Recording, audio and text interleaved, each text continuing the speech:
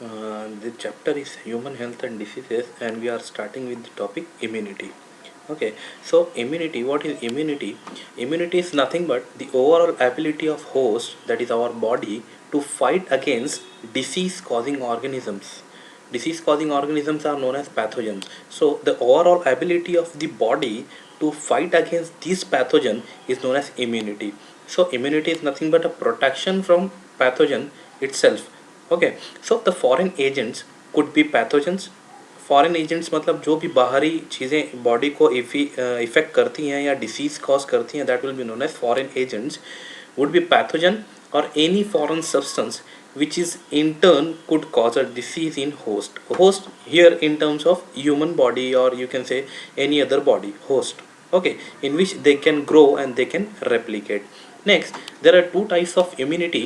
The first type of immunity, which is known as innate immunity, and the second one is known as acquired immunity. Innate, that means inborn, which is present since birth, is known as innate.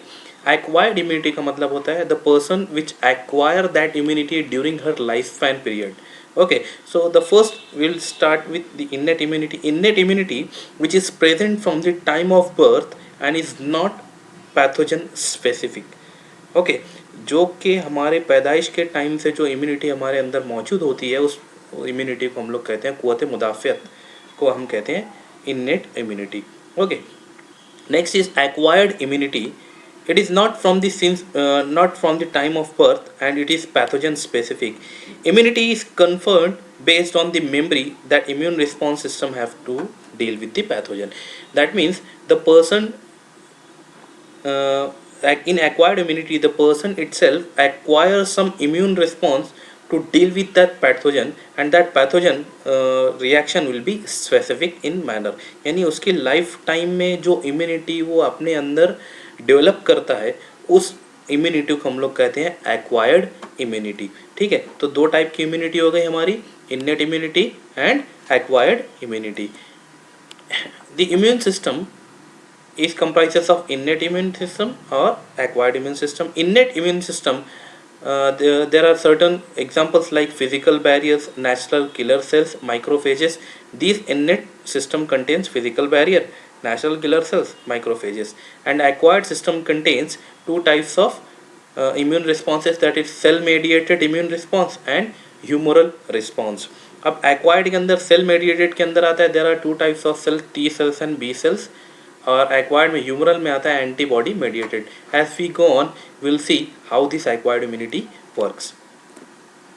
Next, innate immunity. It is non specific. Non specific का मतलब होगा कि यहाँ पे हर एक pathogen को same तरीके से डील किया जाएगा. लाइक मिसाल के तौर पे अगर दो पैथोजन बॉडी के अंदर एंटर करते हैं तो दोनों को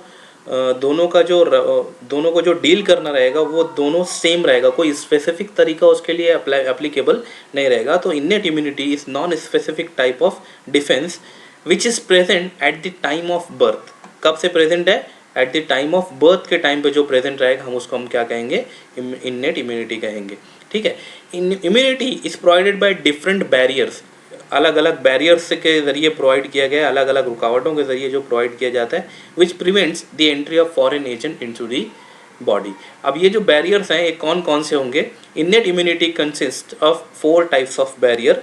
the first barrier is known as physical barrier, second one is known as physiological barrier, third one is known as cellular barrier, and the fourth one is known as cytokine barrier. तो these are the barriers. ये जो 4 यहाँ पे barriers लिखे हुए हैं, ये barriers किसके अंदर आते हैं? इम्यूनिटी के अंदर आते हैं, इन्नेट इम्यूनिटी के अंदर. तो we are starting with the physical barrier. Physical barrier which prevents the entry of microbes into the body which comes in contact with the body. मिसाल के तौर पे स्किन एक ऐसा बैरियर है जो कि हर पैथोजन को बाहर रोक कर रखता है हमारी बॉडी में एंट्री करने के लिए. ठीक है, so skin main barrier which prevents the entry of micro organisms. तो माइक्रो ऑर्गेनिजम्स को रोकने वाला जो बैरियर है हमारे पास कौन सा है? स्किन है. और यही स्किन क्या है? आपका फिजिकल बैरियर है जो आपको फॉरेन पार्टिकल से आपको बचाता है. Mucus coating present at the epithelium lining of respiratory, gastrointestinal and urogenital tract traps microbes. For example, mucus coating. Mucus is a thick slivery thick secretion which is coated at the epithelium lining of respiration के जो track होते हैं, respiratory जो tracks होते हैं, gastrointestinal जो tract हैं और यूरोजेनाइटल जो ट्रैक्ट हैं, इसके ऊपर एक तरीके की कोटिंग मौजूद होती है. ये कोटिंग कहलाती है म्यूकस कोटिंग. और ये म्यूकस कोटिंग माइक्रोब्स को, डिफरेंट माइक्रो ऑर्गेनिज्म को अपने अंदर ट्रैप करके रखती है, फंसा के रखती है, ताकि वो बॉडी के अंदर ना जा सके. ठीक है, तो ये पहला जो टाइप था हम लोगों ने देखा वो फिजिकल बैरियर हो गया. The next type is physiological barrier. Physiological barrier, for example body secretions like some acid, some saliva, tears. So ये जो तमाम सॉल्यूशन टाइप के जो बैरियर रहेंगे वो किस में रखे गए हैं, फिजियोलॉजिकल बैरियर के अंदर रखे गए हैं. यहाँ पे देखिए क्या लिखा हुआ है, body secretions of the body acts as physiological barrier and prevents the microbial growth. मिसाल के तौर पे देखते हैं, स्टमक के अंदर एसिड प्रोड्यूस होता है जिसको हम लोग कहते हैं HCl. This HCl is responsible for killing of any microbial growth which can occur eight stomach level. Okay, mouth के अंदर स्लाइवा, जो स्लाइवा होता है, जो थूक होता है, वो भी अपने अंदर एक एंटीबैक्टीरियल प्रॉपर्टी रखता है. आइज़ के अंदर जो टीयर्स होते हैं, ये टीयर्स भी बॉडी के अंदर फॉरेन पार्टिकल ना जा सके उसी तौर पे काम करते हैं आइज़ के अंदर टीयर्स. तो these are the physiological barriers examples. Next is cellular barrier. अब सेलुलर बैरियर के अंदर हमारी बॉडी के अंदर कुछ ऐसे सेल्स मौजूद हैं जो फॉरेन पार्टिकल्स को इरेडिकेट करते हैं, निकाल देते हैं. ठीक है, certain cells of the body eradicates microbes and provide immunity. So cellular barrier के अंदर क्या आने वाला है, there are certain types of cells which are involve in defence mechanism. ठीक है, these cells acts by engulfing the pathogen. Engulf का मतलब होता है उसको पूरा निगल जाना, और destroy them by secreting certain chemicals. दो तरीके से किया जा सकता है, या तो उस पूरे बैक्टीरिया को इंगल्फ कर लिया जाए, यानी पूरा निगल लिया जाए, या फिर उस बैक्टीरिया के अंदर कुछ केमिकल सिक्रीट कर दिए जाएं जिसकी वजह से वो मर जाए. ठीक है, so tissues which mainly acts as cellular barrier are known as leukocytes are also called as WBCs. और हम लोग आम जबान में उस सेल्स को कहते हैं वाइट ब्लड कॉर्पसल्स, या उसको कहते हैं leukocytes. So these type of cells, leukocytes and WBCs are responsible for cellular barrier in our body. So leukocytes or WBC, they are known as WBCs. They are polymorph nuclear leukocyte. Poly मतलब many, morph means structure, nuclear leukocyte. ये बहुत सारे structures के अंदर available रहते हैं. That's why it is known as PMNL. That is polymorph nuclear leukocytes. And there are different types of monocytes, natural killer cells. Types of lymphocyte, उसके आमतौर से उसको there is a type of lymphocyte जिसको हम लोग कहते हैं natural killer cell. So this type of cells, for example WBCs के अंदर PMNL, monocytes, natural killer, macrophages and phagocyte cells. These cells are responsible for creating the cellular barrier and evading और eradicating the new pathogens which enters the body. Okay, next is cytokine barrier. Cytokine barriers, there are certain proteins, for example interferons, which protects the healthy cell from invasion of pathogen. There are different types of protein which we have in our body.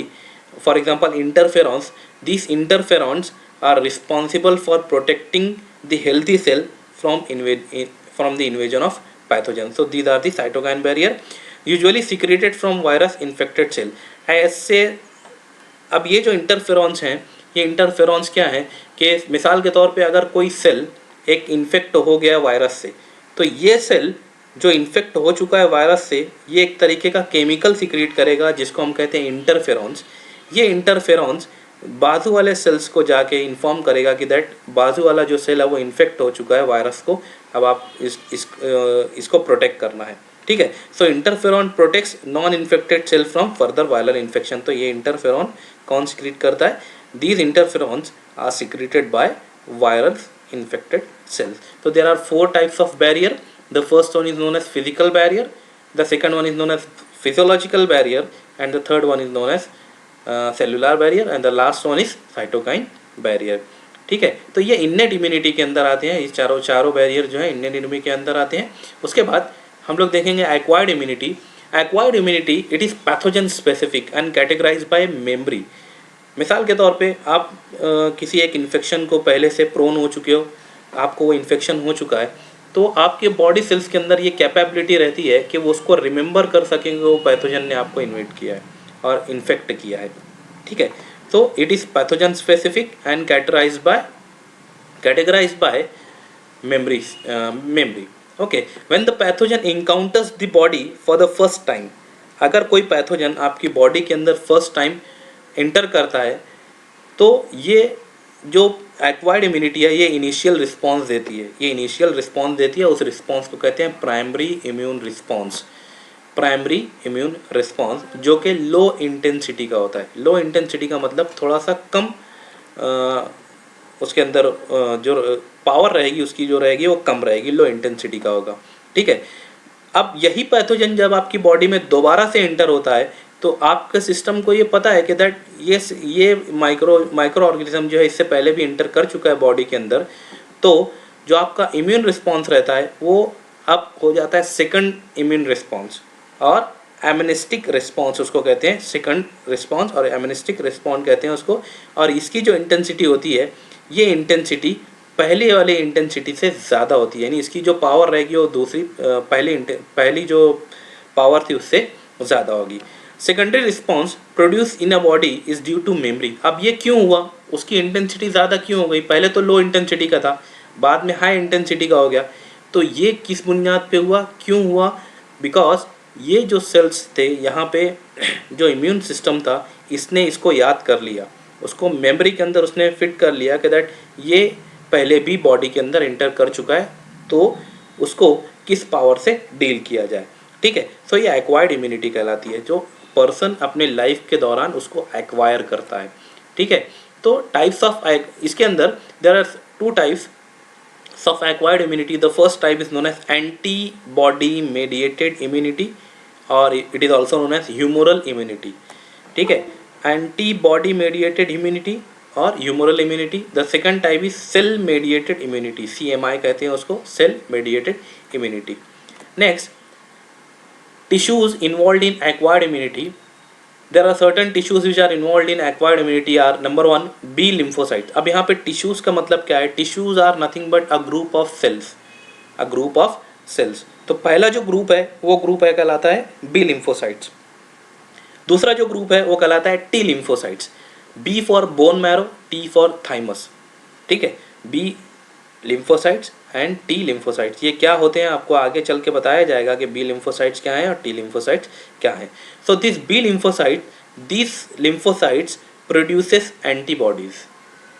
These produces antibodies. T lymphocytes it helps B cell to produce antibody. T cell B cell को help करता है कि वो antibody produce कर सके।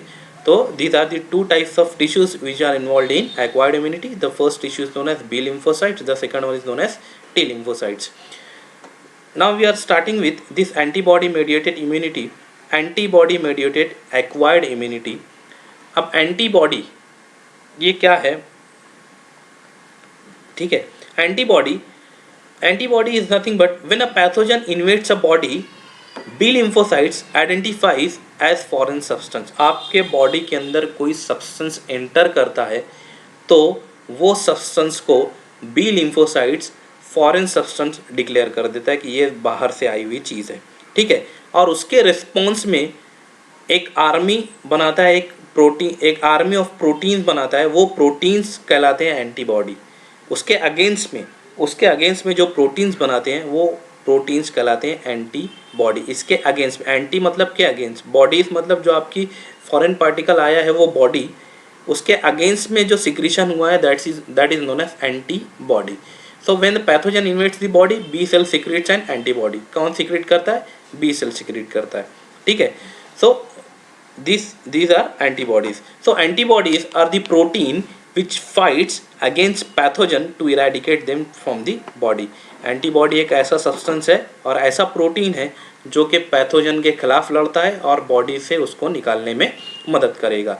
ठीक है, तो टी लिम्फोसाइट्स और T cells helps B cells to produce antibody. जो टी सेल्स होते हैं, जो टी लिम्फोसाइट्स होते हैं, ये बी लिम्फोसाइट्स को हेल्प करते हैं क्या करने में, एंटीबॉडी सिक्रीट करने में। ठीक है, since antibodies are found in blood, this immune response is also called as humoral response. अब ये जो एंटीबॉडीज है कहाँ पाई जाती हैं, ये ब्लड के अंदर पाई जाती हैं, इसीलिए इसको एक और नाम दिया गया है जिसको कहते हैं ह्यूमरल इम्यून रिस्पॉन्स, और you can say humoral immunity. Okay, so this is lymphocyte, ये पूरा लिम्फोसाइट है, और इसके ऊपर देखिए यहाँ पे जो अटैच है ये एंटीबॉडी है। Antibodies are nothing but a protein which are involve in fighting against the pathogen. तो ये हो गया पैथोजन, ये ब्लू कलर से ये जो हिस्सा दिया ये पैथोजन है, ये एंटीबॉडी है। तो लिम्फोसाइट ने एंटीबॉडी सिक्रेट की, ये एंटीबॉडी आके एंटीजन से बाइंड किया। एंटीजन का मतलब यहाँ पे क्या है, एंटीजन ऐसा कोई सब्सटेंस जो डिसीज कॉज कर रहा है, जो बाहर से आया है, उसको हम कहेंगे एंटीजन। तो एंटीबॉडी और एंटीजन के बीच में रिएक्शन हुआ, एंटीबॉडी ने एंटीजन को बाइंड कर लिया। ठीक है, तो ये इस तरीके से एक ह्यूमरल रिस्पॉन्स क्रिएट होता है। समझ में आया? ये यहाँ पे देखिए ये भी लिम्फोसाइट्स है, इसने भी एंटीबॉडी सिक्रेट की, एंटीबॉडी जाके एंटीजन से बाइंड कर ली। मिसाल के तौर पे ये बैक्टीरिया है, तो बैक्टीरिया को जाके बाइंड कर लेगा। नेक्स्ट, अब एंटीबॉडीज़ क्या हैं, उसका स्ट्रक्चर कैसा है। देखिए यहाँ पे आपने देखा कि एंटीबॉडीज़ का वाई शेप स्ट्रक्चर है, यहाँ पर भी हम लोग देखते हैं कि एंटीबॉडीज़ का स्ट्रक्चर और टाइप्स क्या होती हैं।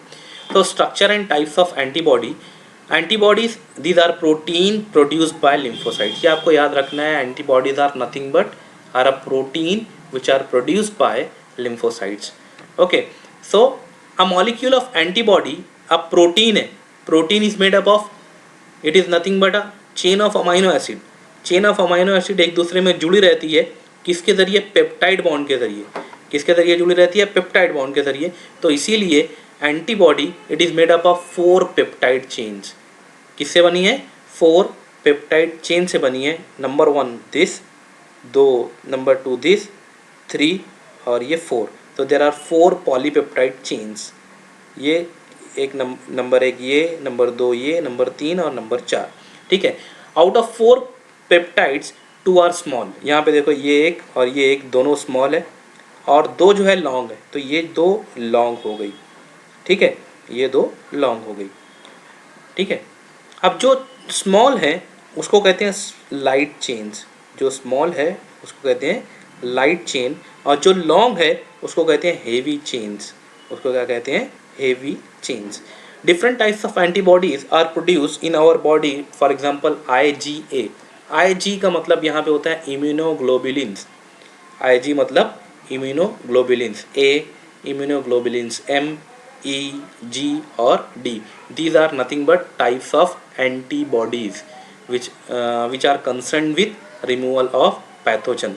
ठीक है, so antibody it is made up of 4 polypeptide chains, 2 are small which are known as light chains, 2 are heavy or 2 are long or they are known as heavy chains।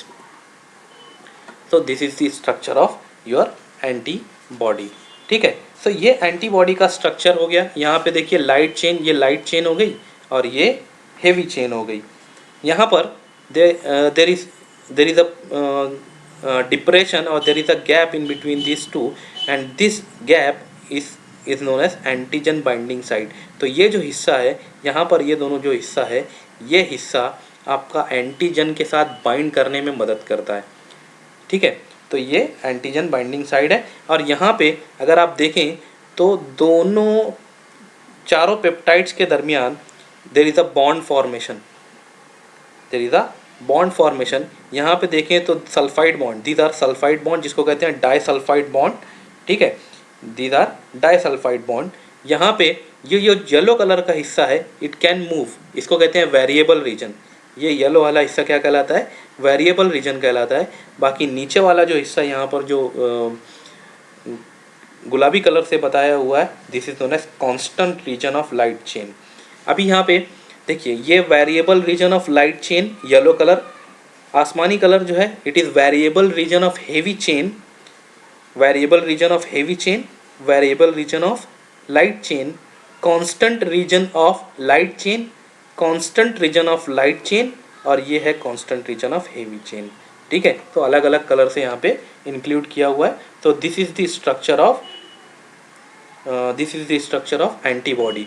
ठीक है, this antibodies are also known as immunoglobulins. This antibodies are known as immunoglobulins, इसको short form में लिखते हैं IG, immunoglobulins, AMEGD. These are the types of immunoglobulins, and these cells, the mature plasma cells, produces antibodies at extremely rapid rate, that is about 2000 molecule per second. कितना बनाता है? 2000 molecule per second बनाता है।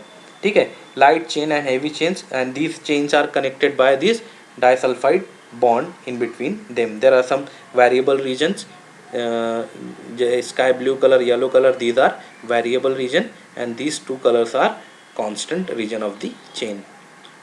Next is cell mediated immunity. Cell mediated immunity का मतलब आपका नाम में इंडिकेट कर रहा है कि ऐसी इम्यूनिटी जिसमें सेल इन्वॉल्व हो। यहाँ पे एंटीबॉडी इन्वॉल्व थी, इसीलिए हम उसको कहते थे ह्यूमरल इम्यून रिस्पॉन्स या एंटीबॉडी मेडिएटेड इम्यून रिस्पॉन्स। लेकिन यहाँ पर सेल्स इन्वॉल्व रहेंगे, एंटीबॉडी इन्वॉल्व नहीं रहेगी, इसीलिए इसको हम कहते हैं सेल मेडिएटेड इम्यूनिटी। ठीक है, this cell mediated immunity, it is form by T lymphocyte cells, macrophage cells and neutrophil cells. These are the three types of cells: T lymphocytes, macrophages, neutrophils. T cells identifies the infected cell.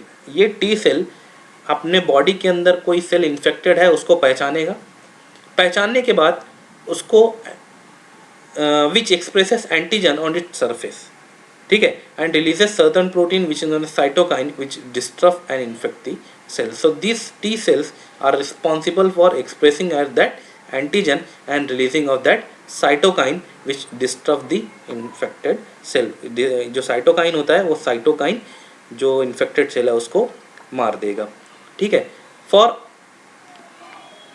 transplantation of human being, organs like heart, eye, liver, kidney is very important to find suitable donor.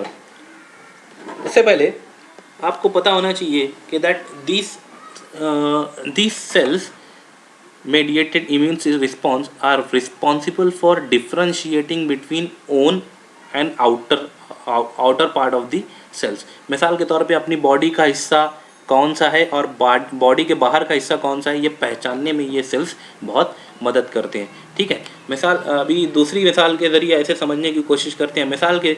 ठीक है, दूसरी मिसाल इस तरीके से कि अगर किसी का हार्ट वर्क नहीं कर रहा है और आप उसको हार्ट ट्रांसप्लांट करने की कोशिश करते हो और दूसरा हार्ट वहाँ पे लगाने की कोशिश करते हो, तो ये जो सेल है जो आपने दूसरा हार्ट लगाया है उसको पहचानने से इनकार कर देगा कि that this is not the part of my body, और वो उसको डिस्ट्रॉय करना शुरू कर देगा, उसको मारना शुरू कर देगा, क्योंकि ये बाहर से लगाया हुआ है।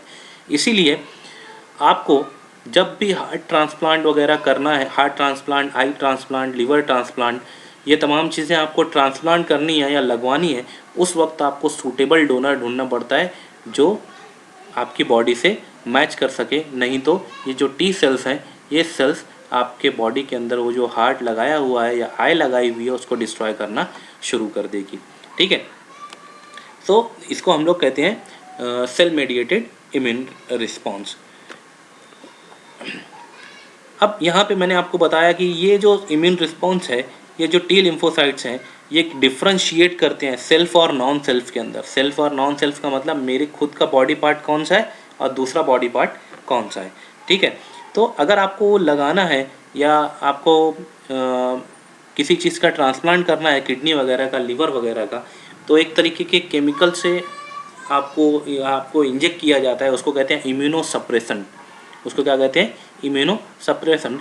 ये केमिकल जो होता है आपके बॉडी में जो सेल मेडिएटेड इम्यूनिटी है इसको कम कर देता है। इसको कम कर देता है मतलब इसको इनएक्टिव, टाइमिंग के लिए थोड़ा सा इनएक्टिव कर देता है, जिसकी वजह से आपकी बॉडी उस ऑर्गन को पहचान सकती है, उस ऑर्गन को पहचान सकती है। इसीलिए ये इम्यूनो सप्रेशंस जो होते हैं, ये इम्यूनो सप्रेशंस बहुत इम्पॉर्टेंट हैं। ठीक है, लेकिन ये इम्यूनो सप्रेशंस को आपको लाइफ टाइम लेना पड़ेगा। लाइफ टाइम लेना पड़ता है क्यों? बिकॉज अगर आप उसको लाइफ टाइम नहीं लोगे और इसको सप्रेस नहीं करोगे इस सेल मेडिएटेड इम्यून रिस्पॉन्स को, तो एक टाइम ऐसा आएगा कि वो जो आपने ऑर्गन का ट्रांसप्लांट लिया है वो सेल उसको डिस्ट्रॉय करना शुरू कर देगा। इसीलिए जो इम्यूनो सप्रेसेंट होते हैं वो आपको ज़िंदगी भर लेने पड़ेंगे अगर आपने ट्रांसप्लांटेशन किया है तो। ठीक है, तो this cell mediated immune response is very important for this transplantation graft transplantations and graft वगैरह के जो ऑपरेशंस होते हैं उसके अंदर बहुत इंपॉर्टेंट काम करता है। ठीक है,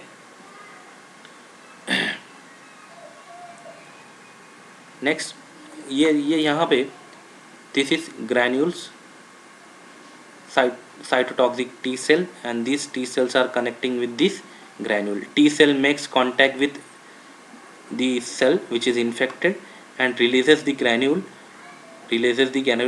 ये जो सेल है ये वायरस इन्फेक्टेड सेल है, ये जो सेल है ये टी सेल है। टी सेल इससे अटैच होता है और यहाँ पे ग्रैन्यूल्स को रिलीज़ करता है, ये वायरस पार्टिकल्स हैं। ठीक है, ये ग्रैन्यूल्स अंदर जाके उसको डिस्ट्रक्ट करना शुरू कर देते हैं, पूरे सेल के अंदर जो वायरस मौजूद है उसको मारना शुरू कर देगा। ये इसको कहते हैं cell mediated response, cell to cell.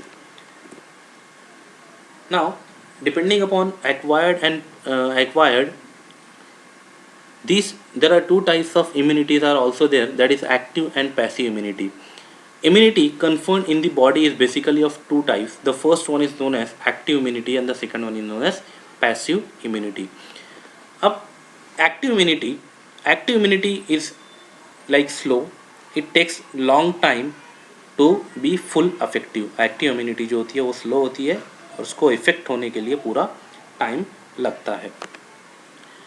ठीक है, reasons for active immunity. Active immunity generated in body due to injection of mild natured microbes during immunization or when infectious organism enters the body during natural infection induces active immunity. कब immune रहता है? जब हम लोग immunisation वगैरह लेते हैं उस वक्त ये जो एक्टिव इम्यूनिटी है वो अपना रोल प्ले करती है। ठीक है, तो ये एक्टिव इम्यूनिटी हो गया। उसके बाद mechanism of active immunity, microbes enter the body. अब जब कैसे किस तरीके से करती है ये एक्टिव इम्यूनिटी वर्क कैसे करती है? जैसे ही आपकी बॉडी के अंदर माइक्रोब एंटर होता है वो आइडेंटिफाई कर लिया जाता है किसके ज़रिए? बी सेल और टी लिम्फोसाइट्स के ज़रिए, B lymphocytes and T lymphocytes के ज़रिए एज अ एंटीजन। जो माइक्रोब आया है उसको हम लोग क्या कह रहे हैं? एंटीजन। ठीक है, in response to that body produces antibody. अब आपको पता है कि बी सेल्स का काम क्या है? एंटीबॉडी को प्रोड्यूस करना, और टी सेल का काम क्या है?